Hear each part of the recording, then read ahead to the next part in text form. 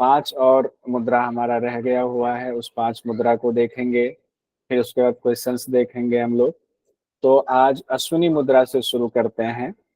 अश्विनी मुद्रा के बारे में घेरन ऋषि कहते हैं अपने शिष्य चंड कपाली से, आकुंचयेत गुद द्वारम प्रकाशयेत पुनः पुनः, सा भवेत अश्विनी मुद्रा शक्ति प्रबोधकारिणी, अश्विनी परमा मुद्रा गुह्य रोग विनाशिनी, बल पुष्टि करी चैव अकाल मरणम हरेत।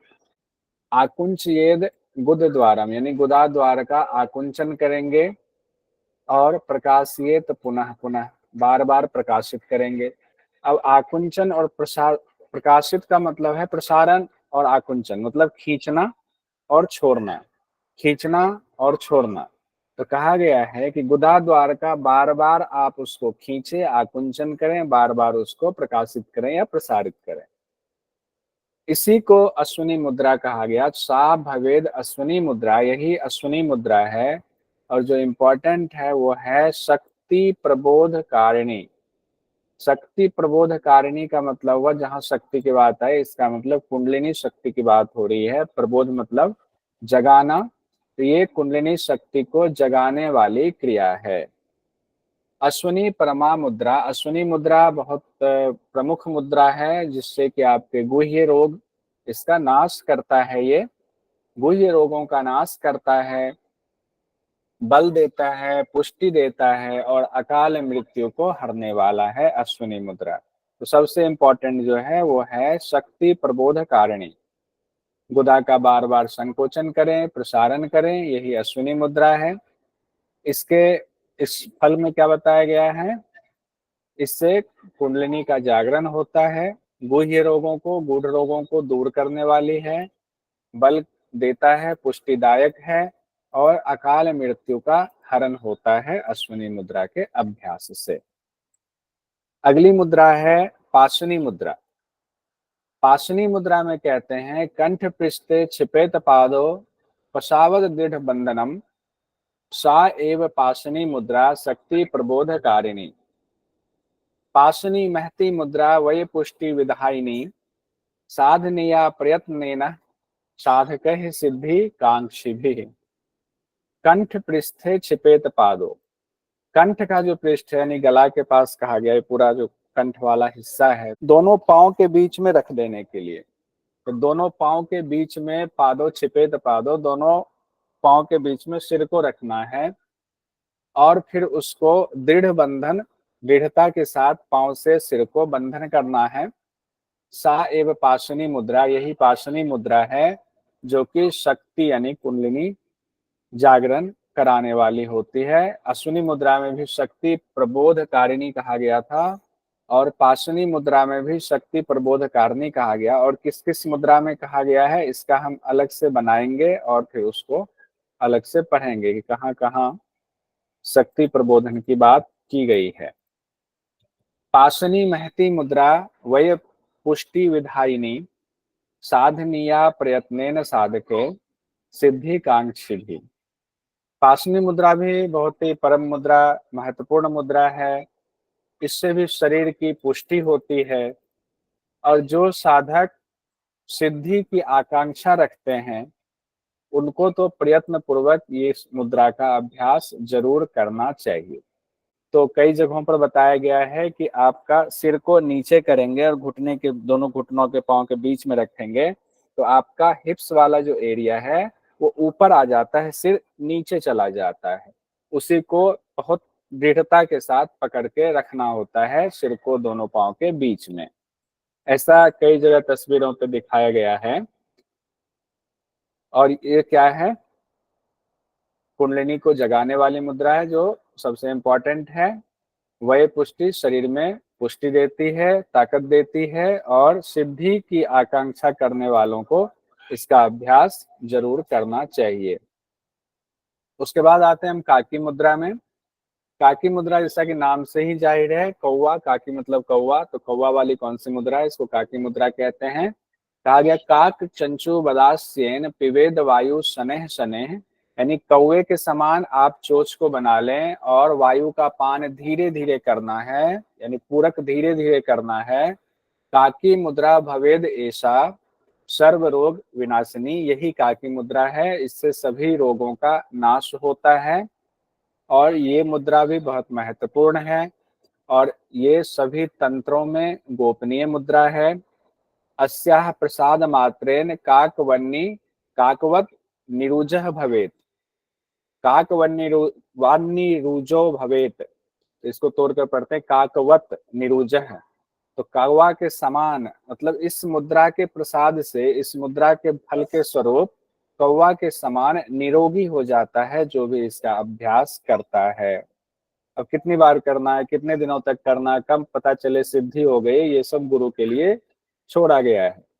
एक बार फिर देख लेते हैं। मुख को कौवे की चोंच के समान बनाना है, फिर धीरे धीरे वायु का पान करना है, सभी रोगों को दूर करने वाली है, इसे गुप्त रखना चाहिए, सभी तंत्रों में गुप्त गोपनीय बताया गया है। जिस तरह कौवा निरोगी होता है उसी तरह साधक भी निरोगी हो जाता है। साधक मतलब जो इसकी साधना करता है। 24वें मुद्रा जो है, 25 मुद्रा है घेरन संहिता में, हम 24वें मुद्रा पर पहुंच गए हैं। मातंगनी मुद्रा। मातंग का क्या मतलब होता है? मातंग का मतलब होता है हाथी। मातंग मतलब हाथी, तो हाथी से संबंधित मुद्रा। उसके बाद देखिए इसमें कहा क्या गया है, फिर उसको हाथी से जोड़ने की कोशिश कीजिएगा। कंठ मग्न जले स्थित्वा नासाभ्याम जल माहरेत, मुखात निर्गमयेत पश्चात पुनः वक्त्रेण च आहरेत, नासाभ्याम रेचयेत पश्चात कुर्यात देवम पुनः पुनः। यहाँ पर पूरी विधि कंप्लीट हो गई। पहले तो कहा गया है कि आप जल में जाएं, कंठ तक जल में आप चले जाएं, गले तक जल में चले जाएं, और नासिका से जल माहरेत कहा गया है। नासिका से जल को पिएंगे और मुखात निर्गमयेत, मुख से निकाल देंगे, और फिर पश्चात पुनः वक्त्रेण, उसके पश्चात मुंह से पानी लेंगे और नासाभ्याम रेचियत, पश्चात नासिका से निकाल देंगे। यानी नाक से पानी लिया, मुंह से निकाला, मुंह से पानी लिया, नाक से निकाला, यही क्रिया है मातंगनी मुद्रा की। इसी को कहा गया है कुर्याद देवम पुनः पुनः, इसी को बार बार करना है। अब इसमें इस मुद्रा को और आगे पढ़ने से पहले एक चीज और रिपीट कर लेते हैं। यहाँ पर हम लोगों ने कपालभाति पढ़ा हुआ है। कपालभाति में 3 पढ़ा हुआ है, वातक्रम, व्युतक्रम, शीतक्रम। तो ममता जी बताइए व्युतक्रम में क्या बताया गया है? व्युत्क्रम में नासिका से जल का पूरक करना है और मुख से निकालना है। मुख से निकालना, नाक से जल लेंगे और मुंह से निकालेंगे। और शीतक्रम स्वाति में जी बताइए, स्वाति जी बताइए शीतक्रम में क्या कहा गया है? मुंह से लेना है और नाक से नाक निकालना से है। निकालना। यानी कि ये मातंगनी मुद्रा में, माइक बंद कर लीजिए, यानी कि मातंगनी मुद्रा में दोनों चीजें बताई गई हैं, दोनों का मिश्रण कर दिया गया है, दोनों क्रिया एक साथ हो रही है बारंबार। आपका शीतक्रम भी, आपका व्युतक्रम भी। तो नासिका से लेना है, मुंह से निकालना है, मुंह से लेना है, नासिका से छोड़ना है। तो ये दोनों क्रिया जब कर दिया कंठ तक जल में जा करके, तो इस मुद्रा का नाम हो गया मातंगनी मुद्रा। ये मैंने इसलिए बताया कि हो सकता है, क्योंकि अब सिर्फ इतना नहीं कि आपको नेट का एग्जाम देना है, पास हो जाना है, आपके पास डिग्री आ गई। आप इंटरव्यू के लिए जब जाएंगे पीएचडी में, या कहीं असिस्टेंट प्रोफेसर के कॉन्ट्रैक्ट पर जॉब निकल रही है, आप वहां जाएंगे तो हो सकता है आपसे पूछ दे इसको जोड़ते हुए कि किस मुद्रा में इस तरह का अभ्यास बताया गया। आप कहोगे नहीं सर, तो कपालभाति में बताया गया, वो भी घेरन संहिता में, तो नहीं जानना चाहिए। तो ये हम पूरी विधि यहाँ जान गए मातंगनी मुद्रा का। उसके बारे में कहते हैं मातंगनी परामुद्रा जरा मृत्यु विनाशिनी। ये जो महत्वपूर्ण मुद्रा है, परम मुद्रा है, ये जरा और मृत्यु, बुढ़ापा और मृत्यु को नाश करने वाली मुद्रा है। इसको कहाँ पर करना है, क्या परिस्थिति बताई गई है, तो सावधानी में बताते हैं। विरले निर्जन देशे, ऐसी जगह पर करना है जो गोपनीय स्थान हो, जहां पर लोगों का आना जाना ना हो, निर्जन देश हो, लोग न, विरले मतलब लोग वहां नहीं हो, उस जगह पर इस मुद्रा का अभ्यास करना है और अभ्यास करते वक्त एकाग्रह मानसः, मानसिक रूप से पूरी एकाग्रता उस अभ्यास पर रखना है जिस अभ्यास को आप कर रहे हैं, मतलब मातंगनी मुद्रा के अभ्यास को। उस दौरान जो जो विधि बताई गई उस विधि पर मानसिक तौर से पूरी एकाग्रता रखेंगे। उसके बाद कहा गया है कुर्यान मातंगनी मुद्रा मातंग इव जायते। जब आपकी मातंगनी मुद्रा की सिद्धि हो जाती है तो आप हाथी के समान, मातंग के समान हो जाते हो, मतलब शक्तिशाली। ऐसा थोड़ी इंसान करेगा मातंगनी मुद्रा तो वो हाथी बन जाएगा, इंसान से हाथी बन गया, 4 पांव का हो जाएगा, ऐसा नहीं है। इसका अर्थ यह है कि हाथी के समान आपके अंदर शक्ति आ जाएगी, शक्तिशाली हो जाएंगे आप। यत्र यत्र स्थितो योगी सुखम अत्यंत अश्नुते। कहते हैं कि उसके बाद आप कहीं भी रहेंगे उस मुद्रा के अभ्यास सिद्धि के बाद, तो आप क्या करेंगे, सुख पूर्वक जीवन जिएंगे, हमेशा सुखी रहेंगे। जैसे कैसे सुखी रहेंगे, जैसे हाथी मदमस्त होता है, सुखी रहता है, तो हाथी चल रहा है तो हाथी की तरह एकदम मदमस्त होकर के चलना, तो वैसे ही योगी मदमस्त रहता है, किसी से कोई लेना देना नहीं। तस्मात् सर्व प्रयत्नेन साध्येत मुद्रिकांग पराम। इसीलिए इस परम मुद्रा का बड़ी प्रयत्नता के साथ इसकी साधना करनी चाहिए। जितनी प्रयत्न लगा सकते हैं सारा प्रयत्न लगाइए। जल में कंठ तक खड़े होकर दोबारा देखिए, जल में कंठ तक खड़े होकर नासिका से जल खींचेंगे, बाहर निकाल देंगे मुख से, फिर मुख से जल खींचेंगे, नासिका से बाहर निकाल देंगे। इसका पुनः पुनः अभ्यास करना है। लाभ, जरा मृत्यु का भय नहीं रहता, नाश होता है।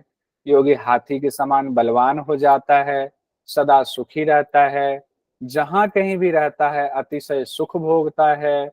सावधानी में क्या बताएगा, एकांत में करना है, विरला स्थान हो, जनशून्य वाला स्थान हो, और एकाग्रता, मानसिक एकाग्रता के साथ इसका अभ्यास करना है।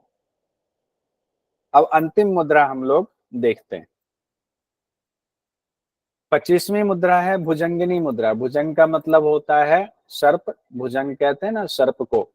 तो वक्त्रम किंचित सुप्रसार्य सा अनिलम गलया पिबेत सा भवेद भुजगी मुद्रा जरा मृत्यु विनाशिनी यावद च उदरे रोगा अजीर्णादया विशेषतः। अब कहते हैं पहले एक जगह दिया गया भुजगी मुद्रा, एक जगह भुजंगिनी मुद्रा, तो दोनों ही शब्द आए तो आप गलत मत समझना, समझ लेना भुजंगिनी मुद्रा घेरण संहिता की बात हो रही है। तो करना क्या है, वक्त्रम मतलब मुंह को, किंचित सुप्रसार्यम मुंह को पूरा खोल लेंगे अच्छे से, और च अनिलम गलिया पिबेत गले से अनिल मतलब वायु का पान करेंगे, गले से वायु का पान करेंगे मुंह को खोल करके। यही भुजगी मुद्रा है जो कि जरा और मृत्यु का नाश करने वाली है।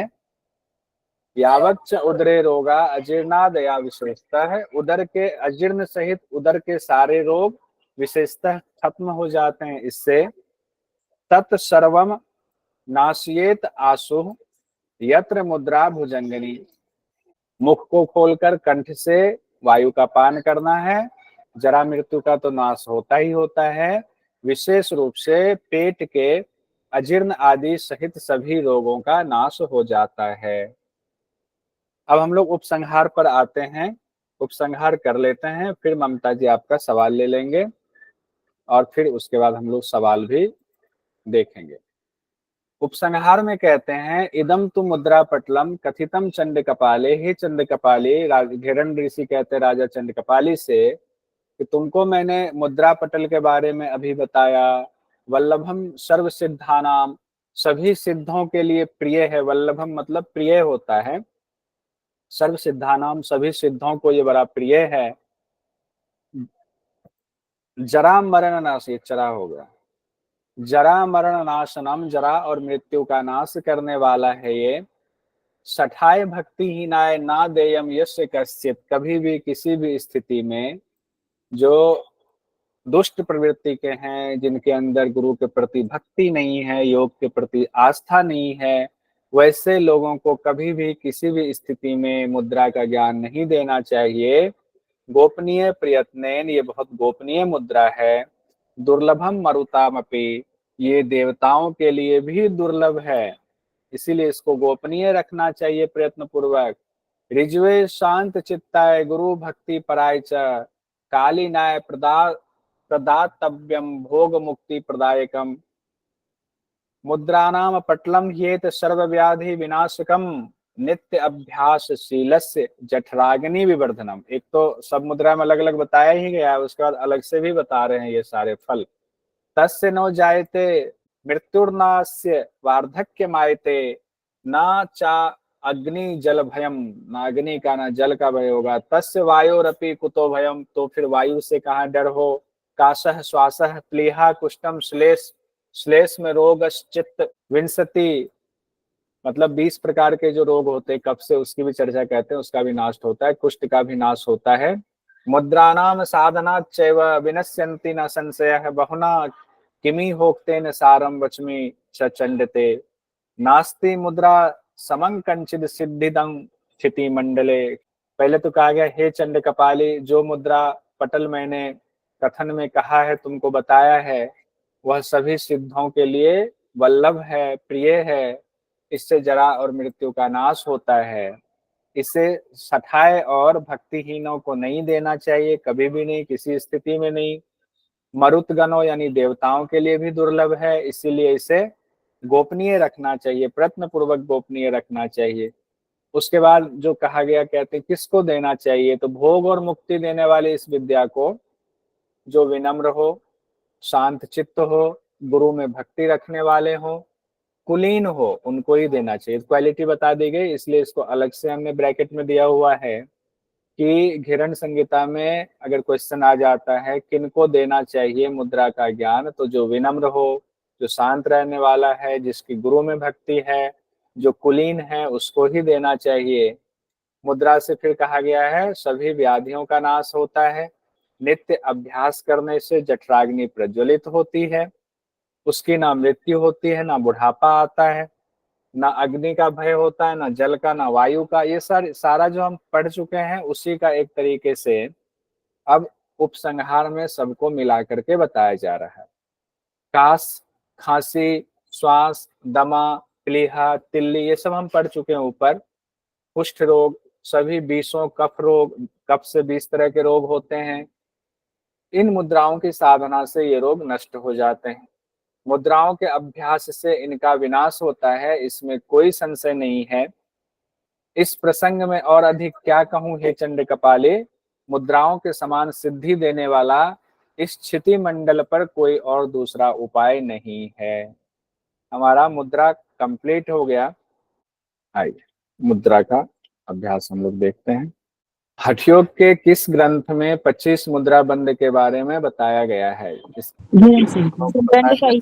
हिरण अब संहिता। सब लोग मैसेज में जवाब दीजिएगा और जिनसे पूछेंगे उनको माइक खोलना, ठीक है? ये तो सबको पता, अभी तो पढ़ ही रहे हैं, लेकिन जब एग्जाम में आ जाएगा तो वहां भी इसी तरीके से जवाब देना है, खट से जवाब लगाना है। घेरण संहिता के मुताबिक किस किस मुद्रा के अभ्यास से वलित पलित रोगों का नाश होता है? अब देखिए किस किस आया है, तो 2 चीजें आ गई हैं। अब इसमें ऑप्शन दिया है, कूट भी दिया है। महामुद्रा, नभो मुद्रा, विपरीत करी मुद्रा, मांडुकी मुद्रा, खेचरी मुद्रा। कूट दिया है 1 2 3 4, इस तरह से कूट दिया हुआ है। जो हैंड रेज करेंगे उनसे पूछेंगे। माया महेश्वरी जी जवाब बताइए। सर महामुद्रा और मांडुक्य मुद्रा। ए और डी आप कह रही हैं, ए और डी, ए और डी सही है, बिल्कुल सही है। और अगर आएगा कोई एक ही पर टिक लगाना होगा तो मांडुकी पर लगाएंगे, ध्यान रखिएगा। वैसे जनरली नहीं पूछा जाएगा, अगर पूछा गया तो सिर्फ मांडुकी पर लगाएंगे, अगर महामुद्रा मांडुकी दोनों हो तो। कौन सी मुद्रा का अभ्यास कहीं भी, कभी भी, किसी भी अवस्था में कर सकते हैं? इसका रुचि जी बताइए, सही आंसर क्या है? नभो मुद्रा। नभो मुद्रा ऑप्शन था, खेचरी मुद्रा, नभो मुद्रा, वायव्य मुद्रा, महामुद्रा। तो नभो मुद्रा के बारे में कहा गया है कहीं भी किसी भी अवस्था में इस मुद्रा का अभ्यास कर सकते हैं। अगला है, किस मुद्रा के अभ्यास में शरीर में सूर्य मौजूद, सूर्य और चंद्रमा के स्थान को ध्यान में रखा जाता है? नभो मुद्रा में, खेचरी मुद्रा में, विपरीत करी मुद्रा में, महाबंद मुद्रा में, हैंड रेज कीजिएगा तो उनसे पूछेंगे, बाकी लोग मैसेज में जवाब देते रहिए। पल्लवी जी, हैंड रेज किया हुआ, माइक खोलिए। हाँ सर, विपरीत करनी मुद्रा। विपरीत करी मुद्रा में या विपरीत करनी मुद्रा में, विपरीत नाम ही है, विपरीत कर देना। इस दौरान कहा गया था ना कि नाभि में सूर्य का स्थान है, तालु में चंद्रमा का स्थान है, वहां से अमृत गिरता है और नाभि में सूर्य उसको ग्रस लेता है। इसकी स्थिति को उल्टा कर देना है, कर युग्म करके सिर को लगाना है, पांव को ऊपर उठा लेना है। यही विपरीत करी मुद्रा, इसी को बताया गया। तो सही उत्तर है विपरीत करी मुद्रा। अगला सवाल है, कौन सी मुद्रा के अभ्यास के दौरान रस का आस्वादन होता है? नभो मुद्रा, खेचरी मुद्रा, विपरीत करी मुद्रा, महाबंद मुद्रा। मैसेज में भी सब लोग लिखिए। अर्श राय जी बताइए। सर खेचरी मुद्रा। खेचरी मुद्रा। एक और कोई मुद्रा है इसमें जो 4 दिया, इसके अलावे जिसमें भी अमृत रस का पान किया जाता है, और कोई मुद्रा है क्या ऐसा? तो बता सकते हैं, पहले हैंड रेज कीजिए, उसके बाद। मांडुकी मुद्रा सर। नभो मुद्रा, मांडुकी मुद्रा, खेचरी मुद्रा। नभो मुद्रा में वायु पान करके रोकने की बात है, ठीक है। नभो मुद्रा में ये भी नहीं कहा गया है कहाँ तक ले जाना है। खेचरी मुद्रा में तो संपूर्ण बताया गया है कौन कौन सा रस का पान स्वाद आता है, शुरू से लवण से लेकर के अमृत रस लास्ट में वहां तक का। मांडुकी मुद्रा में ये बात कहा गया है कि धीरे धीरे सनेर सनेर आप जो है अमृत को जो है वो पान कीजिए, उसका ग्रसन कीजिए, उसको ग्रास कीजिए। घेरन संहिता के मुताबिक खेचरी मुद्रा में सबसे पहले किस रस का स्वाद मिलता है? लवण, क्षार, दधी, पीयूष। लवण का, लवण पहले, लवणम क्षारम उसके बाद। लवन। हाँ। अब अगला सवाल है, घेरन संहिता के मुताबिक खेचरी मुद्रा में सबसे अंत में किस रस का स्वाद मिलता है? पीयूष। पीयूष का। पीयूष का मिलता है। चलिए, बहुत अच्छा। एक बार फिर से यहाँ सारे रस का नाम बताइए। आपके सामने लिखेंगे ना, मुझे लगता है कि रिपीट करना ही पड़ेगा, तब जाकर के सब लोगों को याद होगा। क्लास में जो है ज्यादा मेहनत करनी ही पड़ेगी। लवण, क्षार, क्षार, कषाय, कषाय, मक्खन, मक्खन, घृत, नवनीत। मक्खन को क्या कहा गया? नवनीत। आगे? दूध, क्षीर। दूध के लिए क्षीर कहा गया। और दधी, आप लोग पहले बोल जा रहे हो, कंप्यूटर जो है दधी, तक्र, तक्र, मधु, द्राक्षा, द्राक्षा, अमृत, पीयूष। हाँ, वही हुआ अमृत। ठीक है, ये आप लोगों को तकरीबन याद है। बहुत अच्छा। बस 2-3 बार इसको ध्यान दे लेंगे, 2-3 बार पढ़ लेंगे, बोल बोल के पढ़ेंगे। लवण, क्षार, तिक्त, कषाय, नवनीत, घृत, क्षीर, दधी, तक, मधु, द्राक्षा और पीयूष, तो याद हो जाएगा। अब आते हैं, कौन सी मुद्रा में सभी 6 चक्रों पर ध्यान लगाना पड़ता है? योनि मुद्रा। योनि मुद्रा। घेरन संहिता के मुताबिक शिव और शक्ति का मिलन किस मुद्रा में बताया गया है? शिव शक्ति का मिलन। हैंड रेज कीजिए, मैसेज में भी जवाब दीजिए। स्वाति वर्मा जी बताइए। योनि मुद्रा में। तो योनि मुद्रा में शिव और शक्ति के मिलन की बात की गई है। बाकी लोग भी सुन करके अपना कॉन्सेप्ट क्लियर कीजिएगा। घेरन संहिता के मुताबिक घोर पाप और उपपाप का नाश किस मुद्रा के अभ्यास से होता है? योनि मुद्रा।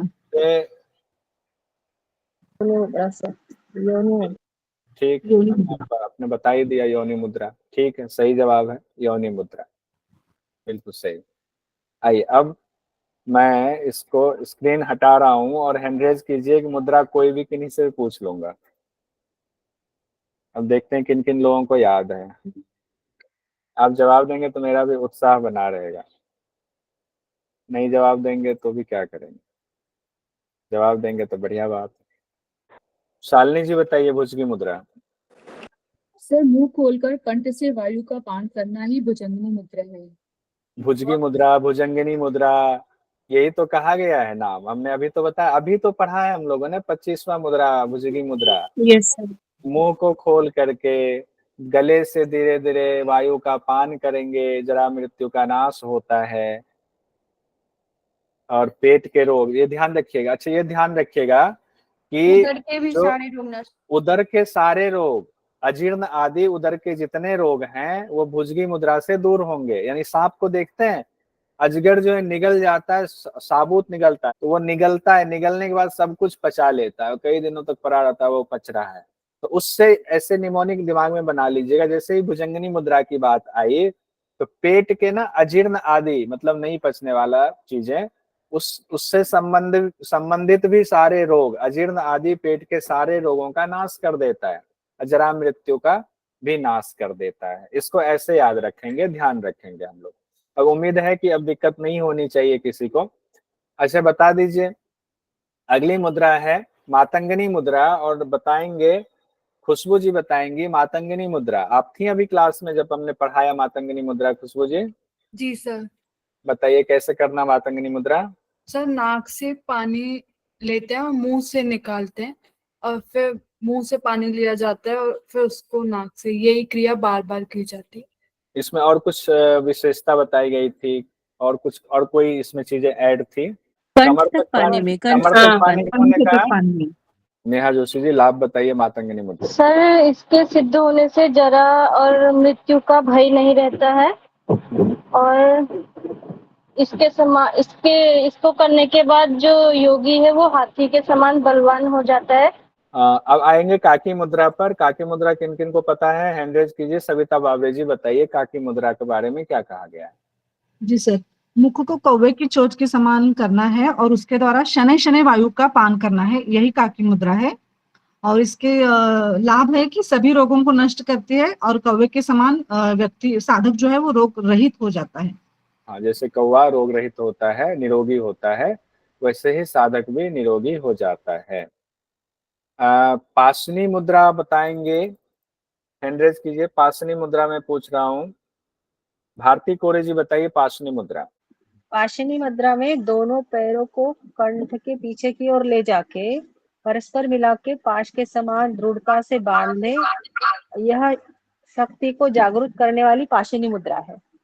ठीक है, बहुत बढ़िया। इसमें जो इम्पोर्टेंट है, शक्ति प्रबोधनी है। ठीक है, शक्ति को जगाने वाले, यानी कुंडलिनी, हाँ, कुंडलिनी जागरण के लिए बहुत जरूरी कहा गया है। अब अश्विनी मुद्रा के बारे में कौन बताएंगे? यस सर, इसमें गुदाद्वार का संकुचन और प्राचलन करना है अश्विनी मुद्रा में। फल ध्यान रखिए, अश्विनी मुद्रा चूंकि गुदाद्वार के पास से जुड़ा हुआ है, आप बार बार आकुंचन प्रसारण कर रहे हैं, तो शक्ति प्रबोधकारिणी है आपके कुंडलिनी जागरण के लिए। ठीक है, बहुत बढ़िया। अब हम लोग आते हैं पंचधारणा में। पंचधारणा में सबसे पहले, पंचधारणा में नीचे शुरू करते हैं, आकाशी धारणा से शुरू करते हैं। भूमि रमानी जी बताइए। सर, आकाशी धारणा आकाश तत्व का है। इसका वर्ण जो है मतलब समुद्र की तरह नीले और शुद्ध जल के समान होता है। इसका बीज मंत्र हम बताया गया है और इसका देवता जो बताए हैं वो सदाशिव बताए हैं। 5 घड़ी तक कुंभक करने से यह आकाशी धारणा सिद्ध हो जाती है और मोक्ष के द्वार खोल देती है। ठीक है, बहुत सुंदर। अब हम लोग आते हैं आकाशी धारणा से ठीक पहले है हमारा वायवी धारणा। वायवी धारणा के बारे में बताइए, पल्लवी जी बताइए। हाँ सर, वायुवी धारणा को अनिल अनिल यानी वायु होता है। तो इसका जो मंत्र है वो यम है, और ये उसका कलर जो है जो ग्रे कलर बोलते हैं उसको, वो है अनाहत चक्र से रिलेटेड है। इसकी देवता जो है ईश्वर है। कलर जो है ना, आपने ग्रे जो धुएं के बोला, समान, हाँ धुएं के समान भी बोल सकते हैं हम। हाँ, उसको ना या जो ग्रंथ में कहा गया ना, कोशिश कीजिए उसको साइड में रख करके ग्रे को, कोशिश कीजिए इस शब्द को ज्यादा से ज्यादा अपने अंदर समेटने की, जो शब्द मंत्र में कहा गया। ठीक है, तो अंजन पुंज, एक तो अंजन पुंज कहा गया था, एक धूम्र वर्ण की तरह कहा गया था। ठीक है, अर्थ तो सब समझते हैं, धुएं के समान या काजल के पुंज के समान कहा गया है। लेकिन जब ये शब्द आ, याद रहेगा ना तो एग्जाम में अगर संस्कृत का शब्द दे दिया तो आप परेशान नहीं होंगे, इसीलिए कह रहा हूँ, और कोई रीजन नहीं है। ठीक है सर। इसीलिए जो शब्द इसमें दिया जाए उसको करने पर आप एकदम निश्चिंत रहेंगे। उसके अच्छा। बाद है हमारा आग्नेय धारणा, और आग्नेय धारणा के बारे में बताइए मेघा वर्मा जी। यस सर, अग्नेय धारणा ये विश्वानरी धारणा भी इसे कहते हैं। इसका बहुत रंग है रक्त वर्ण का और अग्नि तत्व से यह जुड़ा है। इसका बीज मंत्र है रम और इसके देवता है रुद्र देवता और इसका आकार होता है त्रिकोण के समान। इसमें त्रिकोण शब्द लिखा हुआ था। अग्नि धारणा से ठीक पहले अब कौन सी धारणा हम बात करेंगे? आम्भसी धारणा। आम्भसी धारणा के बारे में ममता पटेल जी बताइए। आम्भसी धारणा। जी सर, आम्बसी धारणा को जल तत्व धारणा भी कहते हैं। तत्व जल हो गया और बीज मंत्र वम वकार। देवता है इसके विष्णु जो अमृत सहित बताए गए हैं। रंग सफेद जो शंख के समान कुंद धवल के समान शुभ्र श्वेत है। और धारणा का समय 5 घटित तक ये सिद्ध होती है और इसमें लाभ बताया है कि पाप को हरने वाली है। दुख ताप जल में भी मृत्यु नहीं होती। ठीक है, सुमन जी बताइए पहली धारणा कौन सी है? पहले चक्र से संबंधित पहली धारणा कौन सी है? सुमन जी, सुमन शाह जी। पार्थवी धारणा सर। सोमपीठी जी बताइए। जी सर, लम है इसका बीज मंत्र और रंग है पीला और हाँ देवता है ब्रह्मा जी। हाँ मूलाधार चक्र से है। ठीक है। शिखा रावत जी बताइए पृथ्वी धारणा में देवता के बारे में क्या कहा गया है? सविता बाबरे जी बताइए देवता के बारे में क्या कहा गया है मंत्र में? सॉरी सर, ब्रह्मा का ध्यान करना है, ब्रह्म देवता का। तो इसमें मैं इसलिए कह रहा हूँ कि इसमें ब्रह्मा भगवान का डायरेक्ट नाम नहीं लिखा हुआ है। मान लीजिए कि आपको एग्जाम में ऐसे दे दे हाथ में वेद, कमल का आसन, ऐसे देवता बताए गए हैं घिरण संहिता में, और कहाँ पर इनका किस पंच धारणा में, किस धारणा में इनका स्थान बताया गया है, तो ऐसे भी क्वेश्चन आ सकता है, किसी भी तरीके से आ सकता है। एक काम करते, पांचों देवता का नाम किनको याद है? हैंड रेज रखिए, बाकी हैंड डाउन कर लीजिए। पार्थवी धारणा सीक्वेंस के देवता ब्रह्मा जी हैं। आम्भसी धारणा के देवता विष्णु जी हैं। आग्नेय धारणा के रुद्र। वायवी धारणा के ईश्वर हैं। आकाशी धारणा के सदाशिव हैं। सदाशिव है। ठीक है, आप सब लोगों ने सुन लिया। पल्लवी जी एक बार रिपीट कर दीजिए। हाँ सर, पार्थवी धारणा के देवता ब्रह्मा है। हाँ। जल धारणा अंबसी धारणा के जो देवता है भगवान विष्णू है। हाँ। वैष्णव वैष्णव वैष्णव नरी म्हणजे आग्नेय धारणा के जो देवता है वो रुद्र भगवान है। हाँ। वायु धारणा के देवता है जो ईश्वर है। और हाँ। आकाश धारणा के देवता है वो सदाशिव है। सदाशिव। तो इस तरह से हो गया ब्रह्मा विष्णु रुद्र ईश्वर और सदाशिव। ब्रह्मा विष्णु रुद्र ईश्वर और सदाशिव, ऐसे याद कर लीजिए। ब्रह्मा विष्णु रुद्र ईश्वर सदाशिव। डायरेक्ट रुद्र पूछ लेना, जैसे मान लीजिए रुद्र, रुद्र बीच में आ गए, दो नीचे दो ऊपर, बीच में रुद्र हैं, तो रुद्र जो है वो नाभि में अग्नि होता है, अग्नि रौद्र रूप धारण करते हैं, तो वहां रुद्र ऐसे याद कर लीजिए। अग्नि होता है, अग्नि सबसे ज्यादा ताप होता है, तो रुद्र रूप हो गया वैश्वानर धारणा या अग्नि धारणा वाला, आपके नाभि वाला हो गया। और उससे ऊपर ईश्वर और सदाशिव, नीचे उससे जो अगर जाते हैं फिर से ब्रह्मा और विष्णु, ब्रह्मा विष्णु रुद्र ईश्वर सदाशिव, ब्रह्मा विष्णु रुद्र ईश्वर सदाशिव। इसको 5 बार 6 बार बोलेंगे तो याद हो जाएगा, कोई ऐसी बहुत बड़ी चीज नहीं है। तो आज हम लोगों ने पढ़ा कम, रिपीटेशन ज्यादा किया, तो मुझे लगा कि ये मतलब बहुत अच्छा नहीं चल रहा है, मुझे कुछ चेंज करना पड़ेगा पढ़ाने का तरीका। या तो आप लोग ये सोच रहे हैं अभी तो दिसंबर में पेपर है, बहुत समय है, तो गलतफहमी हटा दीजिए। अगर अभी से आपके ऊपर ना बढ़ता जा रहा है बोझ, बढ़ता जा रहा है, अगर आप इस बोझ को कम नहीं करेंगे दिक्कत होगी।